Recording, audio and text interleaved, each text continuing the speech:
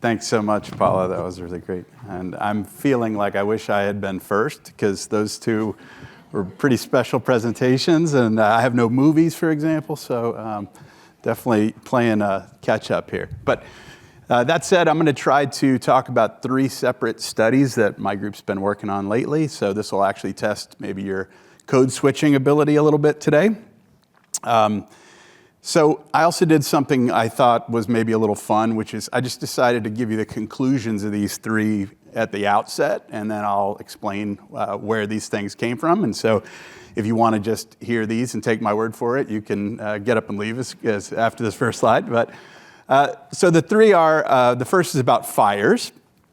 And I'm going to show some work that my group's been doing, looking at how we might reprioritize where we're doing wildfire fuel treatments in the state of California, and really coming to the conclusion that I think we could be getting much bigger societal benefits for the expenditures that we're making and that we could make in the future relative to what we've done in the past. Next, I'll say a little bit about some work we've been doing on trade risks to decarbonization. So you hear a lot, even lately in the news, about critical materials being a new vulnerability as we move towards a system based on solar, wind, and electrification of transportation.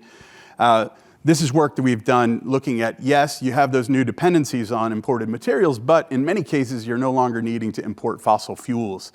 And if you look around the world in the future, we think that actually the fossil fuel lack of reliance on those imported fossil fuels is a bigger deal in most countries in the future under most energy systems. And lastly, I'll show you some results of work by a grad student that's looked at how under decarbonization scenarios in the United States, having more or less carbon dioxide removal technologies can actually really affect air pollution levels in a way that is especially inequitable to communities that are of lower income or not white. And so those are the 3. And here we go with explaining what they're all about. So let's dig into the fires first. So as you got from that original conclusion, we've been trying to quantify the costs and benefits of treating fuels in different areas of the state of California, whether that's through prescribed burning, like the photo here, or also there's mechanical thinning or manual thinning of vegetation. This is something that actually the state has been doing a fair bit of in recent years, and there's actually commitments by both the federal and state agencies to really drastically ramp up these activities. So this work, we hope, is salient in that it can help inform where we're doing those things. All right, so the schematic of the approach here, I'll talk through this quickly. It's a little bit more complicated looking than it really is. The top row here is looking at how we've looked at where treatments have been done in the past and what they cost. And then we've come up with a model that looks at how those things are related to physical characteristics, primarily things like the density of vegetation, the topography, how steep it is, how close to roads, and come up with a model that then allows us to extrapolate over the entire state at a resolution of a single square kilometer, what we think it would cost to treat fuels in those areas. Then next, we've estimated what the change in PM air pollution would be with treatment or without in each of those areas. And that really depends mostly on the amount of biomass that's present. So once we have these sort of avoided emissions, then we can go to the more interesting step, which is to estimate the benefits of doing those treatments in the different areas. We take into account if there are infrastructures there, power lines or buildings, and we can estimate the value of those things. But the more interesting and novel innovation of this study is we're also looking at the production of that PM pollution and using a chemical transport model to see where the smoke would blow and who might be affected in terms of their health downwind. So the end result is that for every, the end result is for every pixel in the state, every square kilometer, we come up with this net benefit of what it would cost and what we might get from treating that area. And this is what the results look like in California. We'll start at the left. You can see that the costs are heterogeneous. A lot of times this is really dominated by the thickness of vegetation in the areas. The second panel is looking at the benefits.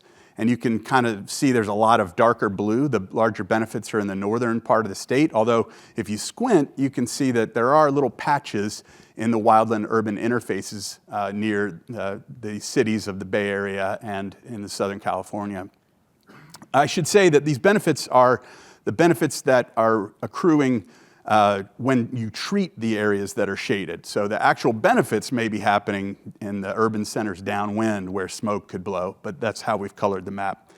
Then you see the net benefits have a mix here, and it's pretty telling that there's these areas in the north that have a lot of vegetation and are upwind of urban areas where there's probably going to be large health benefits to treating those areas. And then you have the little patchy areas that are near urban centers where there's a mix of health benefits and infrastructure that you could avoid from being damaged. So this is the sort of story that we're telling, and if we kind of look at the whole state and sort these pixels in terms of their net benefits, we find that there are opportunities, you can see in the right panel here in the square, relative to past treatments and benefits to do better and to prioritize in different ways that actually increase the net benefits by 5 or 6 times. So that's the story here. Now let's turn the page and talk about the trade risks piece a little bit. So as I'm sure you've seen, there's a lot of concern, especially in the US, recently about the need to import critical materials from places like China. These are bar charts just showing you that there really is a difference in the geolocation of resources related to electricity and transportation here if you're thinking about fossil fuels, which are the left bars in each of these panels, versus the materials that we need for a decarbonized system. And places like South America, Asia, and Africa actually tend to do a lot better in the future. They have more of these resources. So what we've done, though, is try to figure out under different scenarios of getting to net zero emissions around the world, what these trade risks might look like for individual countries. So we've developed this trade risk index that's specific to commodities, regions, and time steps. And it's a function of how much of the materials that you need in that country will you need to import, and something called the Herfindahl-Hirschman index, which is a measure of how diverse the potential sources are. So just like the old adage about not putting all your eggs in one basket, the more potential trading partners that have these commodities, the better off you are because you can insulate yourself from shocks. So we've used these to go through and actually estimate over more than 1,000 energy scenarios and added on to that different scenarios that we've imposed of changes in international trade, in the material intensity of the different technologies, of recycling rates, and it's become a really enormous sensitivity test. But the long and short of it is that we think for most places around the world, and you're seeing that here, these aren't labeled, I think the top one is electricity and the bottom is transportation. The blue colors are showing where we think the trade risks are lessened in the future, so those countries are more secure in the future system. And there are places you see that are orange and red, and the yellow are sort of slightly worse off, including the US for electricity. And those are places where often they have a fair amount of fossil resources that they're relying on today, and they'll have new dependencies in the future. But I think that the long and short of this is that this is a really important story to get out, that this is not necessarily a bad thing in terms of energy security. There's a lot of caveats that we could get into, but this is a 15-minute talk. So. This is the last slide on the trade piece. It's actually showing you the results of these sensitivity tests that I was talking about. What you have here in these bars on the left side of the center are ones that countries that are getting more secure in the future. The right side are ones that are getting less secure. And we've tested the sensitivity across all of our scenarios to, on the top panel, what kind of energy system they have. And the point here is if you look at the yellow and blue part of those bars in the upper left, that's solar and wind share. So it seems like the winners are kind of sensitive to how much solar and wind. And in some cases, it's whether you have more of those things or less. That's kind of related to the second step, which is what materials are actually involved. And you can sort of see that the lighter colors prevail in the top left of that panel. And those are things that are not lithium and cobalt, things that you need for batteries, as much as it is rarer stuff, rare earth elements, and things like gallium that you dope solar panels with. On the loser side, the green bars on the top right are a little bit more prevalent, and that's the share of EVs in the future. And kind of related to that, you see the darker bars for the materials. Those are things like lithium and nickel that are related to batteries. The bottom row is just showing you that across the board, it's very important if you have trading partners in Latin America, Asia, and Africa. So the global south is going to be really important to establish good trading partners. All right, last up, the air pollution piece. So this work, you can see on these two rows, two scenarios for the United States where we achieve net zero CO2 emissions in the future.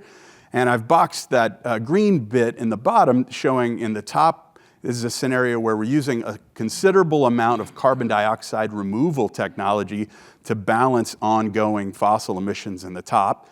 The bottom row is one where we tried to minimize that. Actually, we used a model called GCAM, and this was the least amount of CDR we could actually use to get it to solve. But the implication on the right column is that you actually get quite a bit lower PM 2.5 emissions in the low CDR scenario. This is not because the CDR itself is producing particulate matter, it's because it's offsetting ongoing fossil fuel burning, which has PM emissions associated. Anyhow, what we've done is run these things through a chemical transport model because we know something about the location of those sources based on where fossil infrastructure is now and how much will be retired in these different scenarios. And when we do that, of course, we all can intuit that there's considerable spatial heterogeneity to where the air pollution is actually going to be. And in this panel, you're seeing how many deaths are actually related to that. And so it makes some sense that you'd get higher number of air pollution related deaths in the scenario that has more of that particulate matter emissions. And that's what we see here. The next step, though, was to look at, okay, at that fine resolution, who lives in those different areas? Again, based on where the pollution is going to be and where infrastructure exists.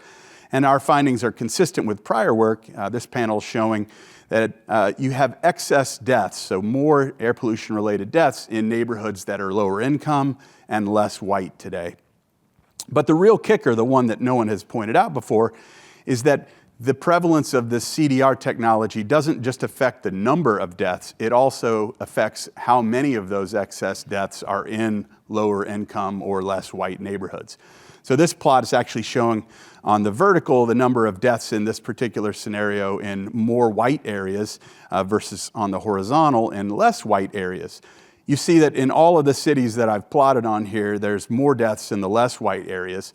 But those barbells of the filled to unfilled circles show you that all of the high CDR scenarios tend to be even further from the line of equality. So even more disproportionate deaths are happening in the higher CDR scenarios in these less white areas.